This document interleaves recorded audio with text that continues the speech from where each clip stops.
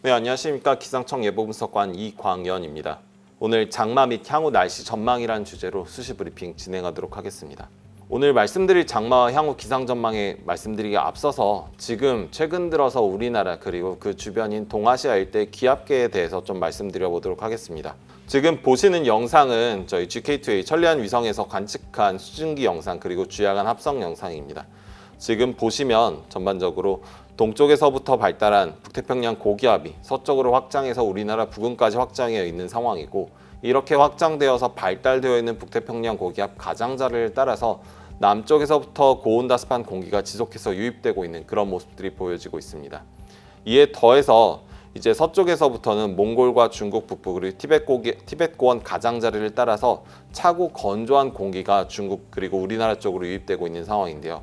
이렇게 남쪽에서부터 올라오고 있는 온난수변한 공기, 그리고 북서쪽에서부터 내려오고 있는 차고 건조한 공기가 서로 만나 힘을 겨루면서 중국부터 우리나라 한반도 일대까지 정체전선이 발달하고, 이렇게 단순히 정체전선이 발달하는 것에 그치지 않고 정체전선을 따라서 조그만 저기압이, 중규모 저기압이 마치 염주알처럼 발달하고 있는 이런 모습들이 보여지고 있습니다. 지금 물론 우리나라도 지난 26, 27일도 마찬가지고 뭐 그전에도 그렇고 정체전선의 영향을 받고 있지만, 현재까지 정체전선의 영향을 제일 강하게 받고 있는 중국 같은 경우는 많은 강수량을 기록하고 있는데요. 지금 보시는 것은 지난 12시간 동안 중국 내륙 지역 산동반도랑 그 일대 강소성 뭐 이런 데 일대에 12시간 동안 강수량입니다. 지금 보시면 정체전선이 놓인 곳에는 12시간 동안 120mm 수준의, 그러니까 시간당 10mm가 넘는 강한 비가 계속해서 오는 그런 많은 비가 쏟아졌던 반면에, 정체전선에 위치한 정체전선의 영역 밖에 있는 곳에서는 강수량을 기록하지 않거나 굉장히 조그만 강수량을 기록하는, 그래서 지역별 편차가 크고 많은 비가 내리는 시스템들이 정체전선을 따라 발달되어 있는 모습들을 확인하실 수 있습니다. 이러한 상황에서 중국 같은 경우는 지금 정체전선의 최성기에 맞이해서 그런 상황이 벌어지고 있고, 지금 우리나라는 어땠나 지금 한번 살펴보겠습니다. 다들 아시다시피 어제 같은 경우도 정체전선의 영향을 받아서 중부지방 쪽엔 강수가 있었고, 이에 더해서 남부지방, 특히 뭐 경남권이랑 경북권 남부 같은 경우는 북태평양 고기압 가장자리를 따라서 불어들어오는 고온 다습한 공기에서 많은 비가 내렸는데요. 지금 왼쪽에서 보시는 레이더 영상을 보시면 중부지방 그리고 북한 쪽으로는 정체전선이 놓인 가운데, 이 정체전선에서 발달한 조그만 저기압 순환을 따라서 비구름대가 강약을 반복하는 모습들을 확인하실 수 있습니다. 이에 더해 남부지방, 특히 경남권과 경북 남부 같은 경우는 남쪽에 위치한 북태평양 고기압 가장자리를 따라서 남서쪽에서 고온 다습한 공기가 유입되고, 이렇게 유입된 고온 다습한 공기가 지형과 만나 상호작용을 하는 과정에서 강한 불안정에 의해서 많은 비를 뿌렸습니다. 그래서 어제 00시부터 제가 브리핑이 진행되기 직전인 28일 8시까지의 누적 강수량을 살펴보시면 미량의 160mm, 정체전선의 영향권에 직접적으로 놓인 백령도 레이더 같은 경우는 100mm, 그리고 이제 중간중간 이제 남쪽에서부터 올라온 고온다습한 공기의 영향을 받는 곳에선 100mm 내외의 강수량을 기록하였습니다. 자, 그렇다면 이제 앞으로는 어떻게 될지 수치 모델이 예상하고 있는 그런 결과들을 참고 자료로 해서 좀 설명드려 보도록 하겠습니다. 지금 왼쪽에서 보시고 있는, 열심히 움직이고 있는 이 그림은 수치 모델이 모의하고 있는 구름 모의 영상입니다. 우리나라와 그 주변의 기압계를 상당히 직관적으로 잘 모의하고 있는 그런 기압계인데요.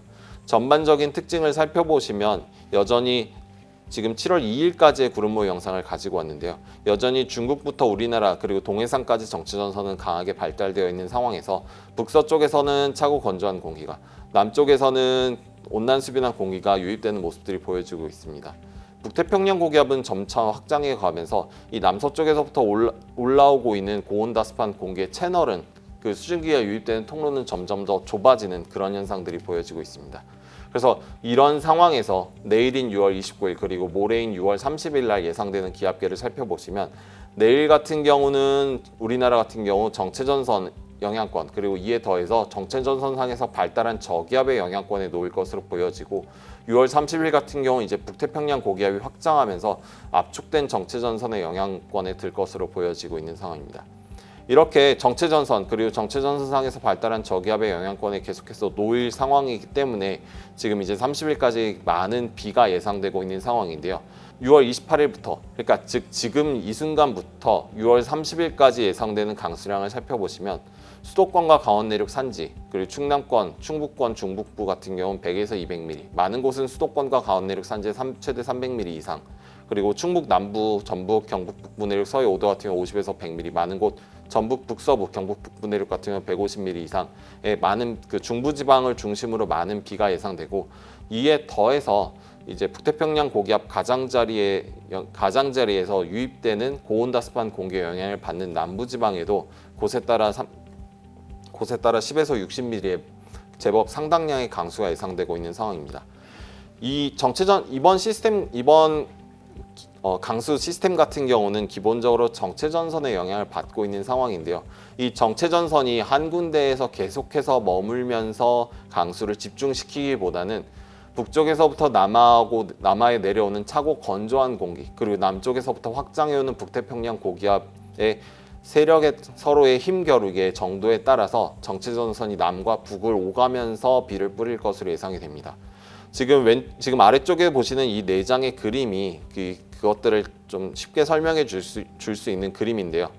일단 29일 새벽 같은 경우는 정체전선이 주로 경기 북부 쪽 그리고 수도권 북쪽 지역에 위치하고 있다면, 이제 북쪽에서부터 차고 건조한 공기가 점차 남하하면서 정체전선은 남하해서 29일 낮에는 이제 충청권 남부 전라권 북부, 충청권 남부 쪽의 중심, 그리고 이제 다시 29일 오후 저녁부터는 북태평양 고기압이 차츰차츰 북쪽으로 확장해 나가게 됨에 따라서 정체전선의 위치 또한 충청권 그리고 다시 수도권과 강원 영서 쪽으로 북상해 나갈 것으로 현재는 예상되고 있는 상황입니다. 이러한 상황에서 지금 보시면 이 일기도들에서 나타나다시피 29일 같은 경우는 정체전선상에서 발달한 저기압의 영향을 동시에 받지만, 이제 그 보다 뒤쪽인 29일 후반 또 30일 같은 경우는 저기압이 동반되는 대신에 정체전선에 의한 강수가 메인이 될 것으로 현재는 보고 있습니다. 그렇기 때문에 29일의 시스템 그리고 30일의 시스템이 서로 비슷하지만 또 다른 그런 모습들이 보이고 있어서 이 부분들을 조금 더 자세히 살펴보도록 하겠습니다. 먼저 29일 시스템입니다. 29일 시스템 같은 경우는 아까 말씀드렸다시피 단순히 정체전선이 발달한 것이 아니라 정체전선상에서 발달한 저기압의 영향을 동시에 받는 상황입니다. 기본적으로 정체전선에 발달한 데에 더해서 정체전선상에서 발달한 저기압의 영향을 받게 되는데, 이때 이 저기압 뒤쪽에서는 저기압에서 따라 부는 반시계 방향의 흐름에 따라서 북쪽에서부터 차고 건조한 공기를 끌어내리게 됩니다. 그 결과 정체전선상에 위치하고 있는 다량의 수증기와 북쪽에서부터 내려온 차고 건조한 공기가 서로 충돌하면서 강수 강도가 많아지게 되고요. 이에 더해서 정체전선상을 따라서는 가강수량이 60mm 이상, 즉 공기 덩어리를 이렇게 꽉 쥐어 짰을 때 물이 60mm가 쏟아지는 그런 다량의 수증기가 있는 상황에서 남서쪽에서부터는 계속 온난수변한 공기가 정체전선상을 따라서 유입이 되는데, 이에 더해서 북쪽에서부터 차고 건조한 공기가 만나 충돌하면서 매우 강한 비가 내릴 것으로 예상이 됩니다. 하지만 이때까지 같은 경우는 아직까지는 북태평양 고기압의 가장자리가 보다 남쪽에 있기 때문에 남쪽에 위치한 북태평양 정체전선에 미치는 힘의 세기를 비교해 본다면 남쪽에 위치한 북태평양 고기압보다는 북쪽에서부터 남하하는 차고 건조한 공기의 영향이 조금 더 강한 것으로 보여집니다. 그렇기 때문에 29일 날씨 같은 경우는 북쪽의 기단에 의해서 점진적으로 정체전선이 남하할 것으로 보여집니다. 29일 시스템 같은 경우는 피크가 1.5번 정도 나타날 것으로 예상이 되는데요. 우선 기본적으로 북쪽의 정체전선상에서 발달한 저기압에 의해서 북쪽에서부터 내려오는 차고 건조한 공기와 정체전선이 충돌하는 28일 밤부터 오늘 밤부터 내일 오전까지는 수도권과 강원 영서 그리고 충청권 북부를 중심으로 매우 강하고 많은 비가 내릴 것으로 예상이 되고요. 이후 이제 정체전선이 점차 내려와서 북태평양 고기압 가장자리와 맞닿는 29일 낮부터 저녁 사이에는 충청권 남부와 전북 북부의 정체전선이 머무르면서 그쪽에 강수를 집중시킬 것으로 보여집니다. 이후 같은 경우는 이제 30일로 들어서면 이제 조금 상황이 변하게 됩니다. 정체전선상에서 발달해서 북쪽의 기단을 끌어내렸던 저기압은 보다 동쪽으로 빠져나가게 되고, 이제 북태평양 고기압이 점진적으로 북쪽으로 확장하게 됩니다. 즉 이런 상황에서 살펴보면 일단 북쪽에서부터 남하해온 건조 공기가 한반도 중북부 쪽에 남아있는 상황에서 북태평양 고기압이 점점 확장함에 따라서 이 정체전선상을 따라서 북쪽에서부터 남하해온 건조 공기 그리고 남쪽에서부터 북상해온 온난 다습한 공기가 서로 정체전상에서 강하게 충돌하는 그런 모습들이 나타나는데요. 이때 이게 그냥 단순히 정체전선상에서 충돌하는데 그치는 것이 아니라 북태평양 고기압이 확장하는 과정에서 정체전선이 그전보다 더 압축이 되게 되고 정체전선이 점점 더 북상하게 되는 그런 경향을 보이게 됩니다. 이때 정체전선이 점점 더 북상하게 되면서 아까 말씀드렸던 정체전선이 일시적으로 이제 충청권 남부랑 전북권 북부에 머물렀던 정체전선이 다시 북쪽으로 올라가게 되면서 중부지방을 중심으로 정체전선이 놓일 것으로 예상이 되는데 이때 단순히 정체전선이 놓인 게 아니고 그전보다 정체전선이 더 압축이 되게 되면서 더 빠르고 강하게 남쪽에서부터 고온다습한 공기가 유입되게 됨에 따라서 중부지방을 중심으로 매우 강한 비구름대가 지속적으로 영향을 줄 것으로 보여집니다. 그렇기 때문에 이 29일 밤부터 30일 오전까지 정체전선이 북상하고 압축되는 과정에서 이번 강수기의 두 번째 피크가 나타날 것으로 예상이 되는데 이때는 정체전선이 이전보다 더 압축이 되게 되면서 마치 저희가 그 수도꼭지에 연결한 호스에 이렇게 주둥이를 눌렀을 때 물이 강해지듯이 마찬가지로 비구름대가 더 강하게 발달하게 되면서 1차 피크보다 더 강하고 많은 비가 내릴 가능성이 있다. 그래서 이번 시스템에서는 위험한 상황이 크게 두 번인데 아까 말씀드렸던 28일 밤부터 29일 오전까지도 위험하고 이에 더해서 29일 밤부터 30일 오전까지가 더 위험한 상황이다 라고 말씀드릴 수 있겠습니다. 이번 30일까지의 강수기의 특징과 변동성을 조금 살펴보도록 하겠습니다. 이번 30일까지 오늘부터 30일까지 나타날 강수의 기본적인 특징은 크게 두 가지로 꼽아볼 수 있을 텐데요. 하나는 야행성이고 다른 하나는 국지성입니다. 이번 강수계 같은 경우는 전반적으로 정체전선 그리고 확장하는 북태평양 고기압 가장자리에 위치하게 되면서 대기 하층에 부는 굉장히 빠르고 강한 바람인 하층 제트의 영향에 들게 됩니다. 이 하층 제트라는 것은 대기 하층에서 초속 15m가 넘는 굉장히 빠른 바람을 이야기하는데요. 이 하층 제트에 의해서 남서쪽에서 고온다습한 공기가 유입이 되게 되고 이렇게 유입된 고온다습한 공기가 구름대로 전환돼서 비로 전환이 되기 때문에 이 하층 제트의 강도와 강수 강도 사이에는 직접적인 연관성이 있는 것으로 현재까지는 알려져 있습니다. 이에 더해서 지금 이런 상황에서 왜 야행성이 나타나냐라고 궁금해하실 수 있으실 텐데요.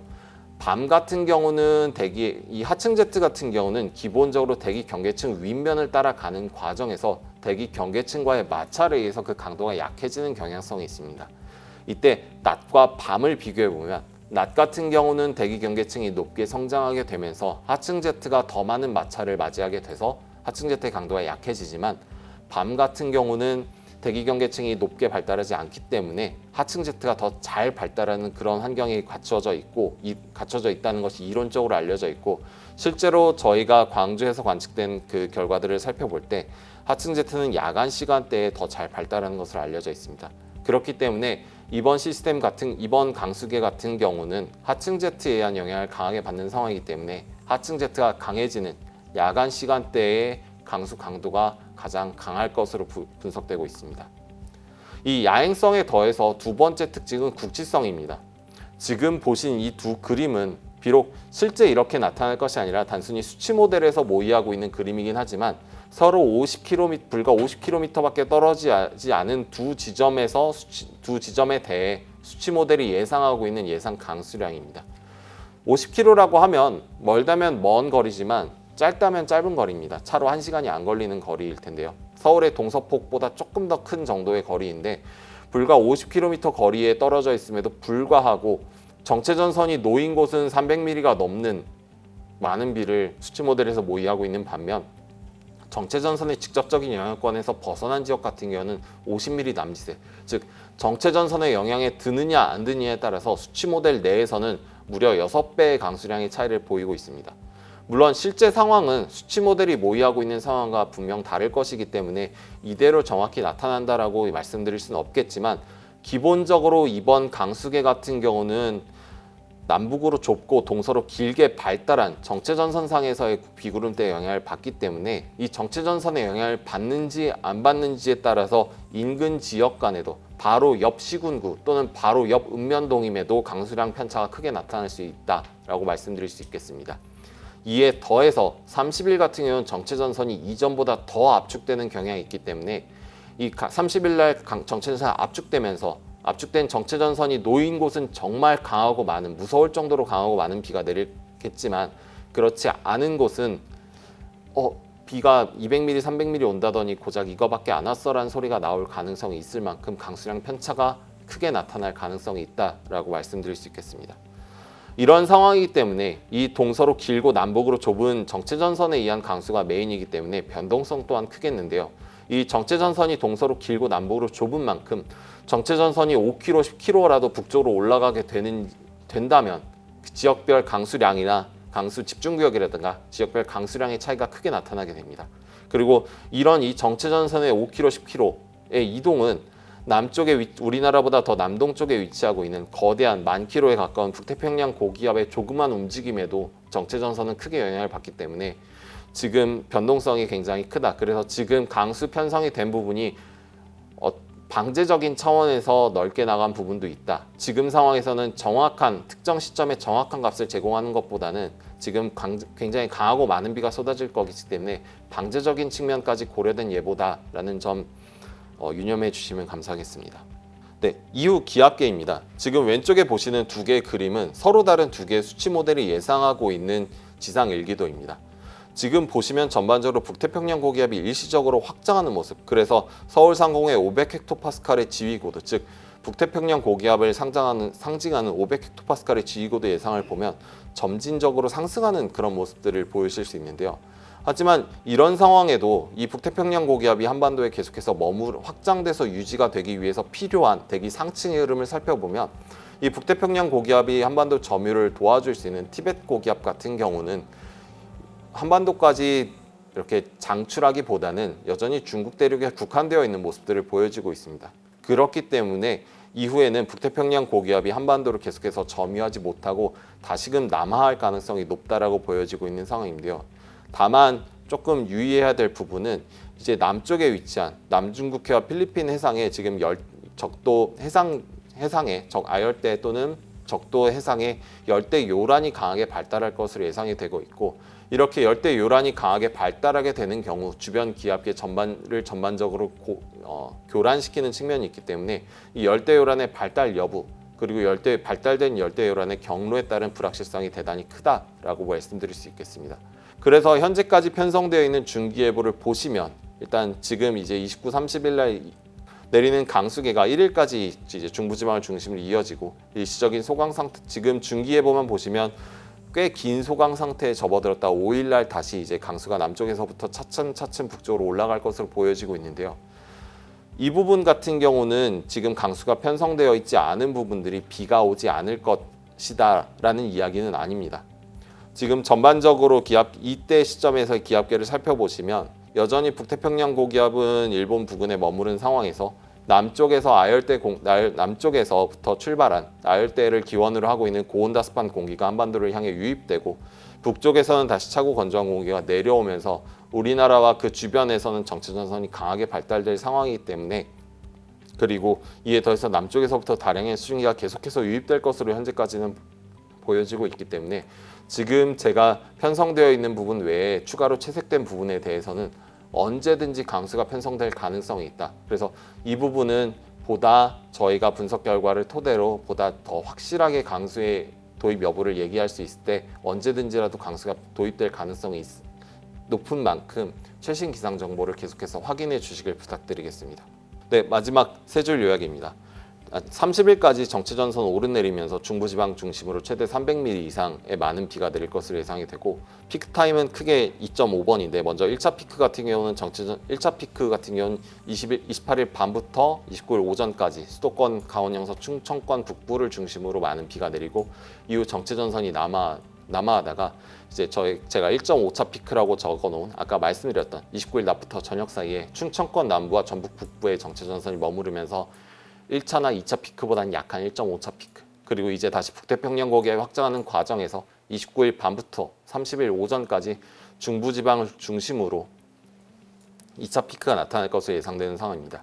이때 강수 강도 자체는 2차 피크 1차 피크, 1차 피크, 1.5차 피크 순으로 약해질 것으로 예상됩니다. 즉 2차 피크가 가장 강하고 1차 피크가 그 다음, 그리고 1.5차 피크가 제일 약할 것으로 보여집니다.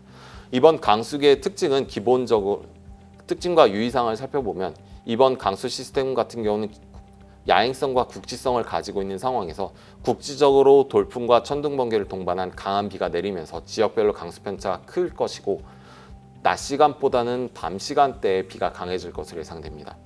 이에 더해 이제 이렇게 강하고 많은 비가 내리면서 저지대 침수나 계곡 하천이 범람하고 산사태나 축대 붕괴 등의 사건 사고가 발생할 가능성이 높은 만큼 사전 점검을 반드시 필요하다라고 말씀드리고, 다만 부탁드리고 싶은 것은 이번 강수기 같은 경우는 야간 시간대에 강해지는데 비가 강해진다고 해서 점검하러 안 나가셨으면 좋겠습니다. 이것들을 보시는 국민 여러분, 그리고 이 브리핑을 전달해 주신 기자분들께서 그 부분을 좀 강조해 주셨으면 좋겠는데, 앞서 브리핑 내용에서는 설명 안 드렸지만 실제 피해 사례들을 보면 대부분 야간 시간대에 농수로라든가 축대 같은 것 점검하러 나갔다가 사고를 맞이하셨기 때문에 이 부분에 대한 좀 강력한 경고를 좀 사전에 미리미리 준비해 주시고, 비가 오실 때는 최대한 안전한 곳에 계시길 좀 당부해 주셨으면 감사하겠습니다.